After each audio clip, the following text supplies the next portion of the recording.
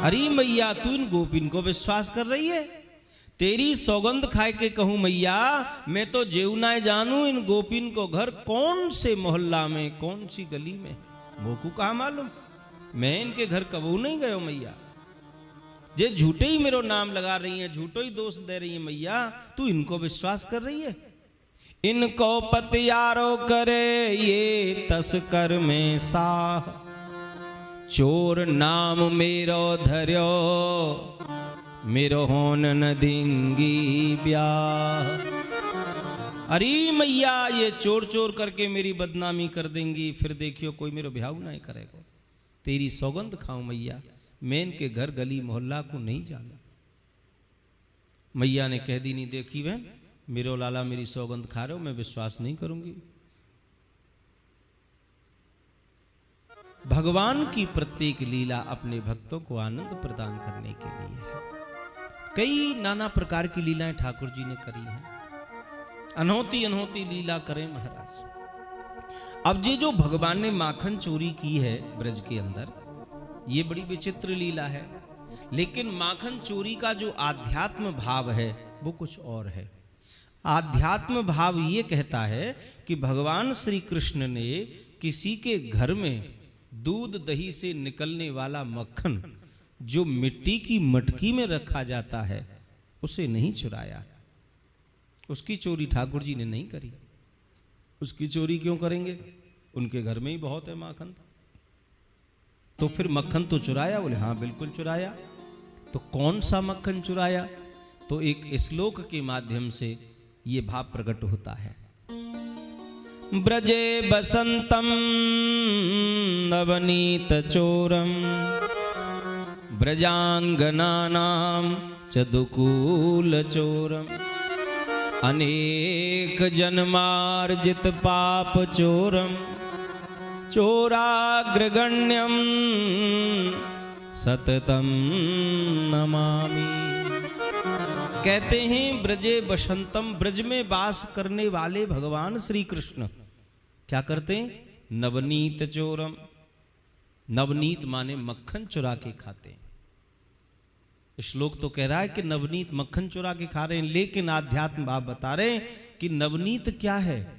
क्या है वो मक्खन? भगवान श्री कृष्ण है ईश्वर, जीव है गोपी। कोई स्त्री गोपी नहीं है, कोई पुरुष गोपी नहीं होता, वह जीव गोपी होता है। जिस जीव की प्रत्येक इंद्री केवल कृष्ण रसपान करे। गो माने इंद्रियां, पी माने पीना। जिस जीव की प्रत्येक इंद्री केवल कृष्ण रसपान करती हो, ऐसा हर जीव गोपी कहलाता है। तो कृष्ण रूप ईश्वर ऐसी गोपी के हृदय रूपी मटकी में यदि प्रेम रूपी मक्खन रखा हुआ है, तो भगवान उस प्रेम रूपी मक्खन को चुरा चुरा के खाते हैं। भगवान तो प्रेम के भूखे हैं ना, उन्हें तो प्रेम चाहिए। और प्रेम तो गोपी के ही हृदय में हो सकता है। गोपी कौन है? जिसकी प्रत्येक इंद्री कृष्ण रसपान में लगी हुई है। जो संसार के रस भोग रहा है वो कैसे गोपी हो सकता है? वह जीव गोपी है। काऊ की बेटी या काऊ की बहू को हम गोपी नहीं कह सकते। वह हर जीव गोपी कहलाता है जो जीव केवल हरि रस पीने में लगा हुआ है महाराज। ब्रजे वसंतम नवनीत चोरम। भगवान ने किसी के दूध दही से निकलने वाला मिट्टी की मटकी में रखा हुआ मक्खन नहीं चुराया। भगवान ने चोरी जरूर की है, मक्खन की ही की है, पर भगवान ने उन भक्तों के हृदय रूपी मटकी से प्रेम रूपी मक्खन चुराया है जो भक्त केवल कृष्ण रसपान करते रहते हैं। ब्रजे वसंतम नवनीत चोरम। और क्या किया है? ब्रजांगनानां चदुकूल चोरम। भगवान ने ब्रज गोपियों के वस्त्रों का भी हरण किया है। चीर चुराई ना भगवान ने गोपियों के। तो भगवान ने किसी के शरीर पर धारण करने वाले ये लहंगा, चोली, चुन्नी, साड़ी ये नहीं चुराई। भगवान ऐसी चोरी थोड़ी करेंगे। तो कह तो रहे हैं कि दुकूल चोरम, वस्त्र चुराए हैं भगवान ने। तो बोले हम कब मने कर रहे हैं? हम भी तो कह रहे हैं दुकूल चोरम। भगवान ने वस्त्र चुराए हैं, गोपियों के वस्त्र चुराए हैं, लेकिन वो वस्त्र नहीं जो शरीर पर धारण किया जाता है। तो फिर कौन सा वस्त्र है? हर जीव के अंदर, जीव और परमात्मा के बीच में जो अज्ञान का वस्त्र पड़ा है, जो अज्ञान का पर्दा पड़ा है, भगवान ने उस वस्त्र का हरण किया है साहब, उस वस्त्र को बीच में से हटाया है। भगवान सबके अंदर है, न दिखाई आपको देता है न हमें देता है। क्यों? क्योंकि हमारे और भगवान के बीच में एक अज्ञान का, अविद्या का, अस्मिता का, अंधकार का एक पर्दा पड़ा हुआ है। जब तक वो नहीं हटेगा तब तक प्रभु के दर्शन कैसे होंगे?